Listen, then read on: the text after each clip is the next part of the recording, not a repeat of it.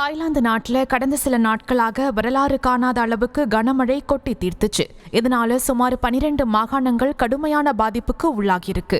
நூற்றுக்கணக்கான கார்கள், பைக்குகள் எல்லாம் வெள்ளத்தில் அடித்து செல்லப்பட்டு பாக்குறதுக்கே ஏதோ தீப்பெட்டி டப்பாக்களை குவிச்சு வச்சிருக்க மாதிரி ஆங்காங்கே குவிந்து கிடந்தது.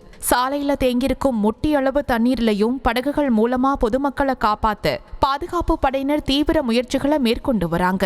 தங்களோட வீடுகளையும் உடைமைகளையும் இழந்த மக்கள் கண்ணீர் மழுக வாழ இடம் தேடி அங்கும் இங்குமா இடம்பெயரும் காட்சிகள் பார்ப்பவர்களோட மனதை உடைய செய்து